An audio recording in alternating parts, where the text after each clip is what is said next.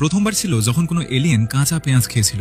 সে যখনই এক কামড় দিল তখনই এর স্বাদের ভক্ত হয়ে গেল। খুশি হয়ে সে আমাকে বড় একটি সোনার টুকরো দিয়ে দিল। এটা দেখে সেখানে উপস্থিত সবাই অবাক হয়ে গেল। এলিয়েন বলল তার গ্রহে এমন পাথর মানে সোনা সর্বত্র পড়ে থাকে এবং কারো কোনো কাজে লাগে না। এটা শুনেই আমি সঙ্গে সঙ্গে আমার ছেলেকে বললাম আরো কাঁচা পেঁয়াজ নিয়ে আসতে।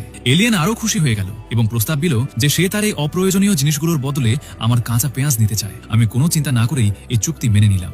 এরপর এলিয়েন তার গ্রহে কাঁচা পেঁয়াজ চাষ করার পরিকল্পনাও শুরু করলো, যাতে ভবিষ্যতে আমরা বড় ব্যবসা করতে পারি। পরের দিন আমি পুরো শরীর কাঁচা পেঁয়াজ দিয়ে ভরে রওনা দিলাম, কিন্তু আমার স্ত্রী মনে করলো এখনো কম হয়েছে, তাই সে পেঁয়াজ দিয়ে একটি টুপি বানিয়ে আমার মাথায়ও পরিয়ে দিল।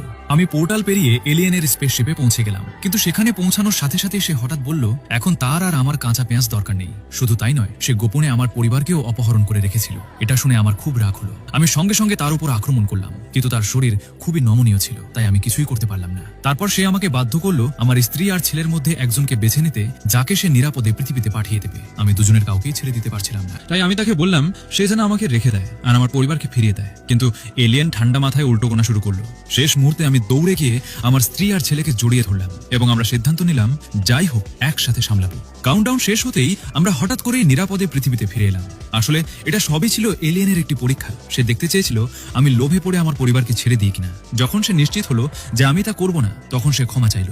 আমিও ভয় পেয়ে তাকে সঙ্গে সঙ্গে ক্ষমা করে দিলাম। এরপর আমরা ভালো বন্ধু হয়ে গেলাম। আমি কাঁচা পেঁয়াজ নিয়ে তার সঙ্গে ছবি তুললাম এবং খবরটি ছড়িয়ে পড়লো খুব দ্রুত।